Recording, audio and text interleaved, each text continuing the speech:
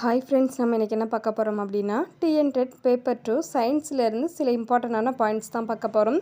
NPK உரங்கள் அப்படின்னா nitrogen, phosphorus மற்றும் பொட்டாசியத்தை இது எல்லாம் சேர்ந்தது தான் என்பிகே உரங்கள் அப்படின்னு சொல்லி அழைக்கப்படுது. அடுத்து டிஏக்யூ அதாவது டிஎன்ஏ பாலிமரைஸ் தெர்மாஸ் அக்வாட்டிக்ஸ் என்னும் வெப்பம் விரும்பிய பாக்டீரியாவிலிருந்து பெறப்படும் வெப்பம் தாங்கு திறனுடைய டிஎன்ஏ பாலிமரைஸ் நொதி டிஎன்ஏ பாலிமரேஸ் எனப்படும். இது டிஎன்ஏ உருவாக்கத்திற்கு பயன்படுகிறது. அடுத்து ஃபைப்ராய்ட்ஸ். இது கருப்பையின் உட்சுவரிலும் வெளிப்பகுதியிலும் காணப்படும் அசாதாரண கட்டிகள் அல்லது அதோட வளர்ச்சிகளை ஃபைப்ராய்ட்ஸ் அப்படின்னு சொல்லி அழைக்கிறோம். அடுத்து அசிட்டோஜெனிசிஸ். அசிட்டோஜெனிக் பாக்டீரியாக்கள் மூலம் எளிய கரிம பொருட்களை அசிட்டேட், ஹைட்ரஜன் மற்றும் கார்பன் டை ஆக்சைடாக மாற்றுதல்.